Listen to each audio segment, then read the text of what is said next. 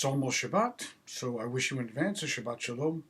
I think you know that each Torah reading's name comes from the first word or the second or the third word of the Torah reading, that which kind of demonstrates a uniqueness about the Torah reading itself. So this week's Torah reading is called Vayeshev, and it is the first word of the Torah reading itself. It also deals with the idea of dwelling. Vayeshev means, and he dwelt. This is the dwelling of Joseph in Egypt. The largest chronicle in the entire book of Genesis is the story of Joseph. But what I would specifically refer to right now is at least beginning with the idea that comes from Pirkei Avot, which goes like this: Emor ma'at va'aseh habeh. In the Mishnah of Pirkei Avot, it says, say little and do much. It doesn't matter what we say, so therefore keep your words at a minimum. If we talk effusively and continually, we'll find that we ultimately create an abyss which we'll step into, which we cannot possibly commit to. Has it ever happened to you? It certainly has happened many times in my lifetime, where I say too many words which I can't commit to, I can't follow up with. Or hyperbole has it that when we use so many words that we overstate the case that we really want to make. Say what you mean what you say, and use as few words as possible as to demonstrate what it is that you want to get across.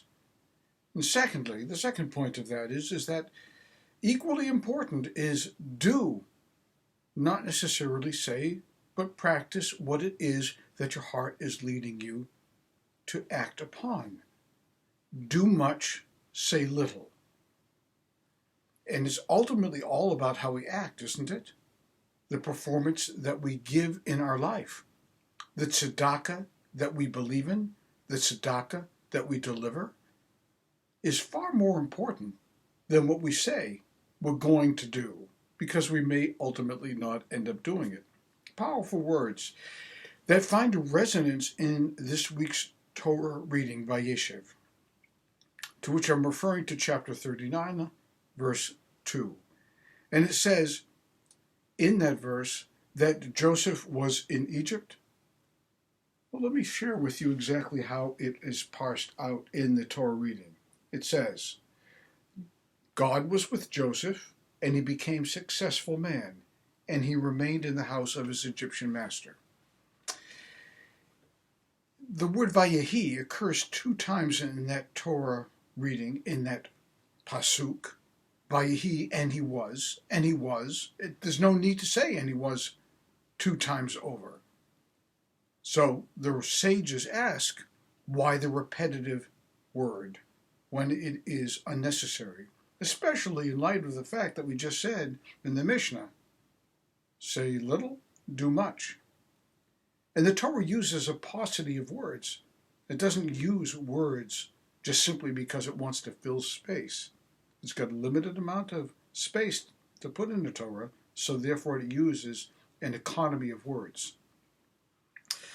Rabbi Mordechai of Chernobyl makes the following comment on this.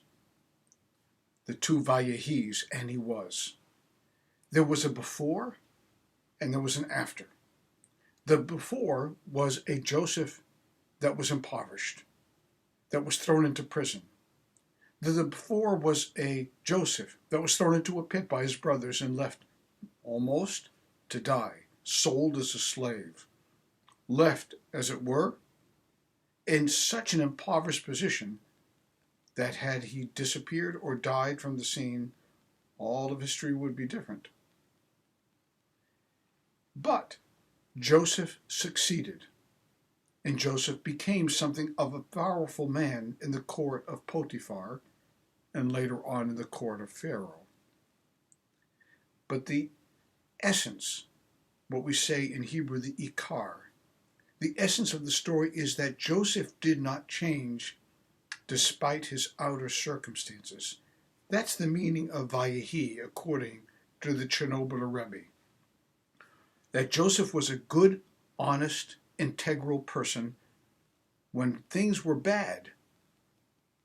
and he remained true to his character even when things were good. So what do we extrapolate as meaning for us in our time from this?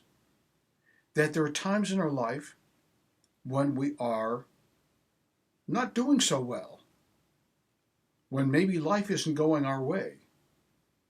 Maybe we've got a cancer, maybe we've got an operation coming up, maybe somebody in our life has done something bad to us, maybe circumstances are such that we just feel very bad for ourselves and life is unfortunate right now.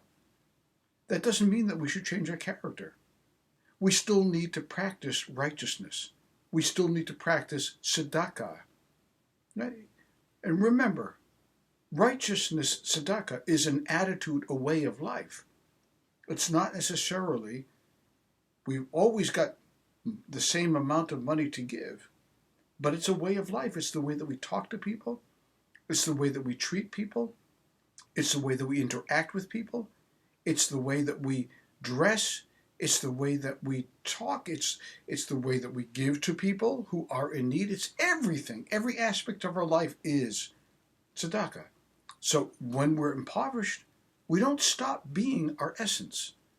And when things all go our way, when we're sitting on the top of the mountain and the world belongs to us, as it were, we still act in character. We don't change our character because our outer circumstances have changed. That is the meaning of Vayeshev. When Joseph was impoverished, he was still Joseph, the tzaddik. And when Joseph was in the court of Potiphar, in the court of Pharaoh later on, he was still Joseph, the tzaddik. That's the lesson that we're supposed to extrapolate from this. Be true to yourself. Be true to God. Be consistent. And make life for yourself and for other people always